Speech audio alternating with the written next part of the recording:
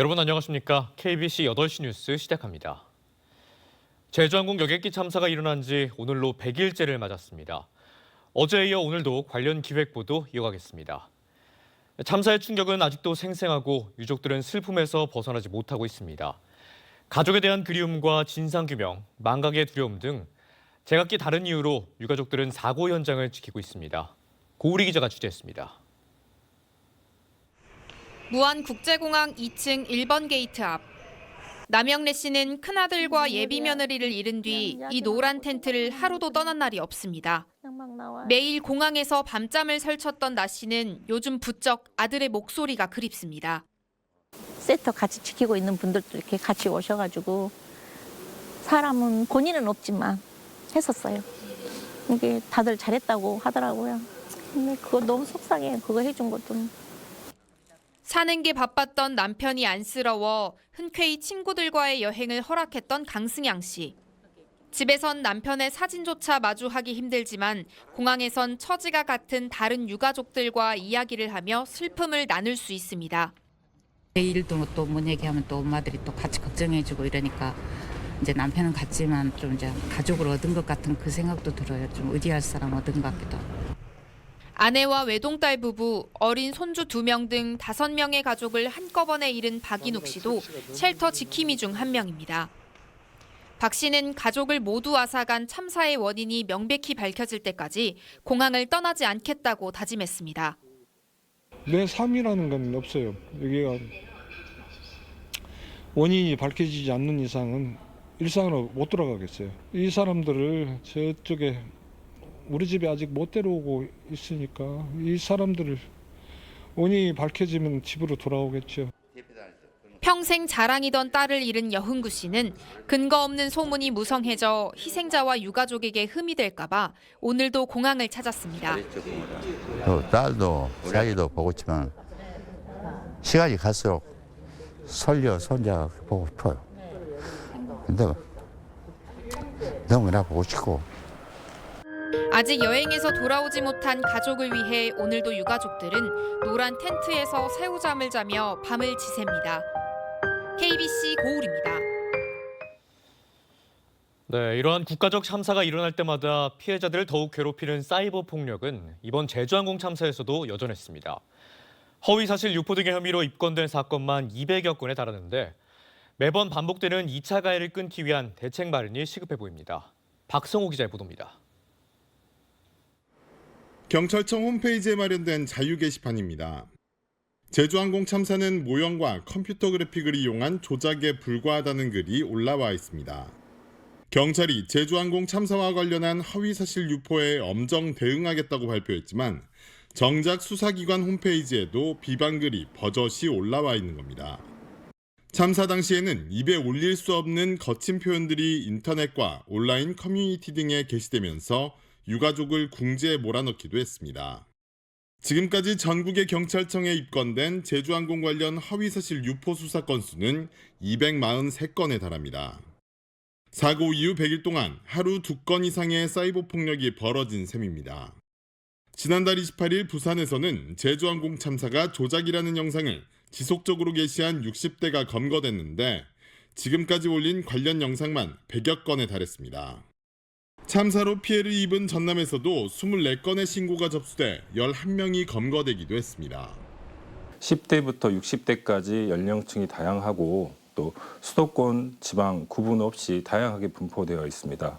지금도 저희가 13건을 수사 진행 중에 있으며 그 향후 모니터링을 지속 실시해서 그 엄정 대처할 방침입니다. 지난 2월 기준 제주항공 참사 유가족과 생존자들이 국가권역 트라우마 센터 등에서 심리 지원을 받은 건수는 무려 1,100여 건에 달했습니다. 이미 씻을 수 없는 상처를 입은 이들을 거듭 울리는 사이버 테러를 뿌리 뽑기 위해 보다 강력한 대책 마련이 필요하다는 지적입니다. KBC 박송호입니다. 참사 당시 신고를 받고 출동한 경찰과 소방은 그야말로 전쟁터를 방불케 하는 처참한 모습이었다고 사고 현장을 기억했습니다. 희생자들은 사고 발생 8일 만에 모두 유가족들의 품으로 돌아갈 수 있었는데 비교적 빠르게 사고가 수습될 수 있도록 공항에서 밤낮 없이 일한 사람들이 있었습니다. 조경원 기자가 이들을 만나봤습니다.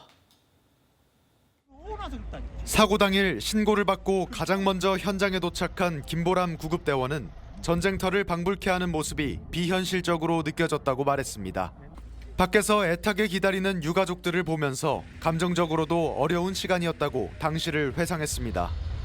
계속 참혹하다는 생각이 들었고 희생자분들을 빨리 수습해야 된다는 게 우선적이다 생각을 했습니다.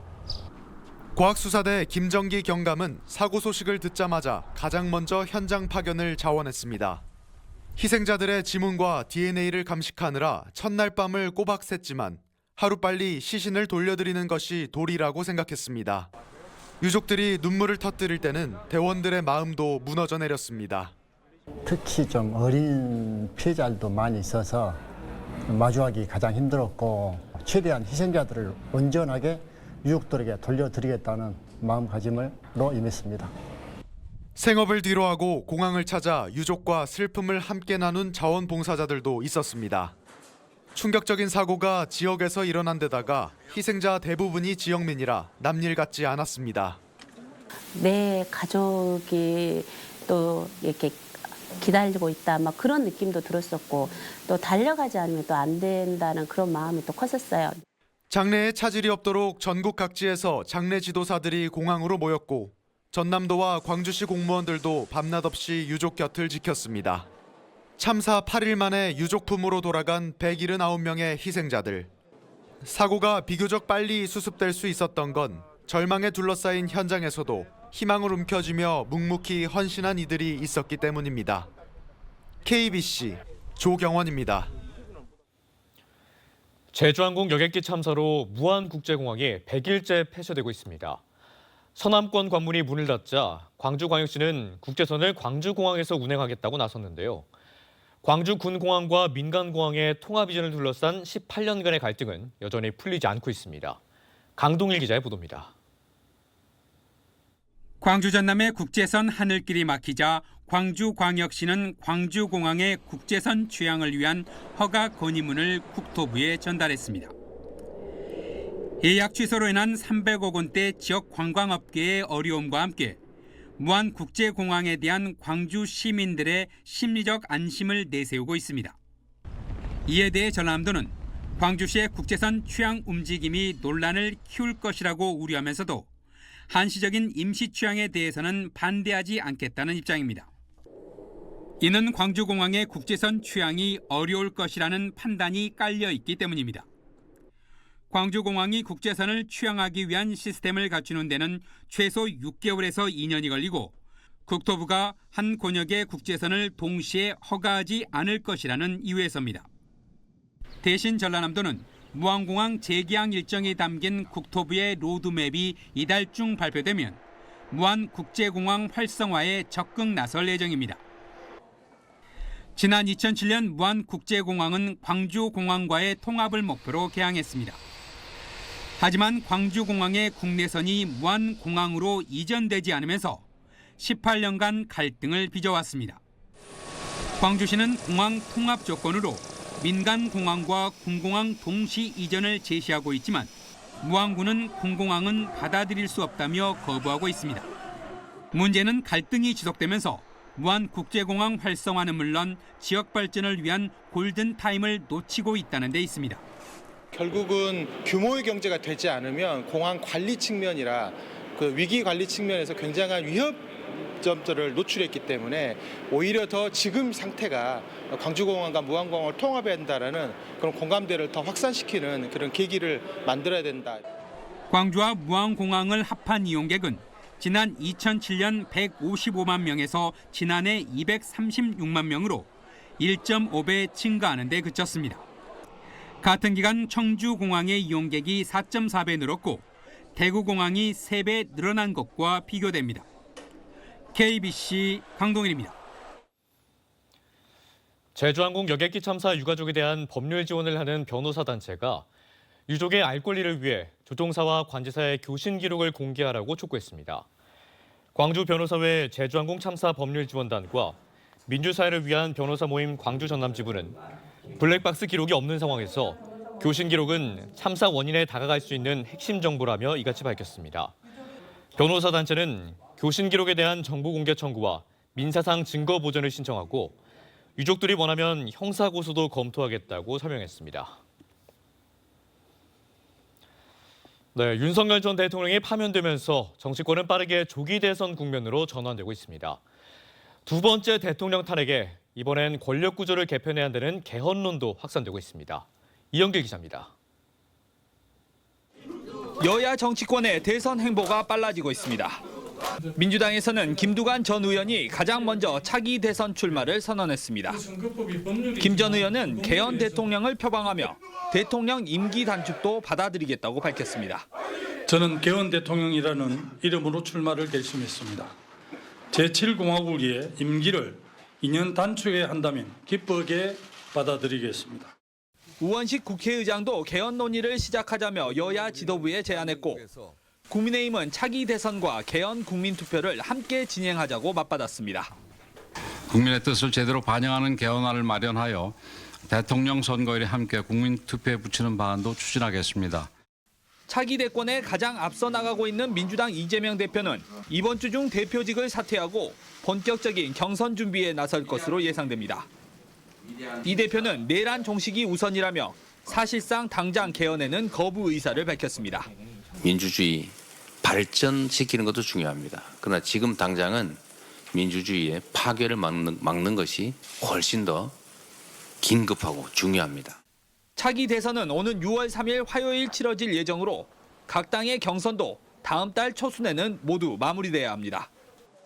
조기 대선을 준비하는 각 당의 대권 주자들의 출마 선언이 이어질 것으로 예상되는 가운데 대통령 권한 분산 등 개헌 논의도 활발해질 것으로 전망됩니다. KBC 이영길입니다. 지난 2021년 신안의 한 염전에서 장애인 노동자를 착취한 사건 기억하십니까? 염전 임차인 한 사람이 저지른 노동 착취가 4년이 지난 지금 미국으로부터 천일염 수출 금지라는 부메랑으로 돌아왔습니다.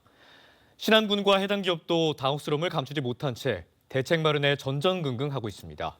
고익수 기자의 보도입니다. 우리나라 천일염의 6%를 생산하는 국내 최대 규모의 태평염전. 지난 21년 한 장애인 노동자가 임금 체불과 강제 노동을 폭로해 사회적 파장을 몰고 왔던 바로 그 염전입니다. 이 염전은 국내 유명 식품회사에 OEM 방식으로 납품해 연간 1억 원가량의 천일염을 미국에 수출하고 있습니다.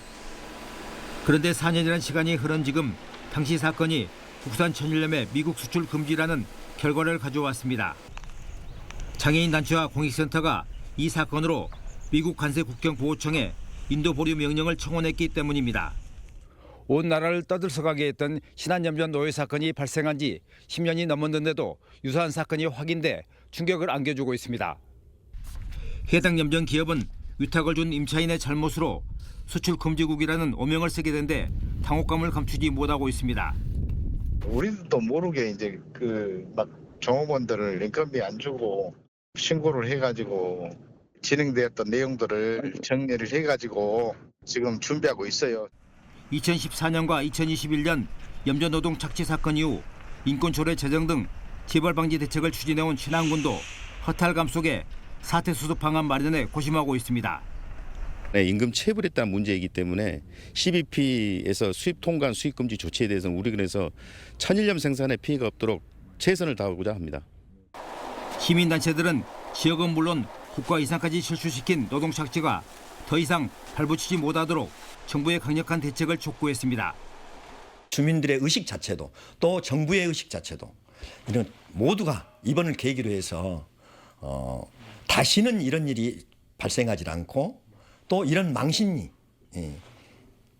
망신을 당하지 않는 그런 우리 사회가 돼야 되지 않습니까? 장애인을 대상으로 한 노동 착취가 수출금지국이라는 오명과 함께 전남의 천일염 명품화 사업에도 위기를 초래하고 있습니다. KBC 고익수입니다. 전남 여수국가 산단 내 화력발전소 시설 철거 현장에서 작업자들이 대피하는 소동이 벌어졌습니다. 오늘 오전 9시 30분쯤 여수 산단 내 한국동서발전 호남발전본부에서 원인이 밝혀지지 않은 불이나 신고를 받고 출동한 소방당국에 의해 1시간 30분 만에 진화됐습니다.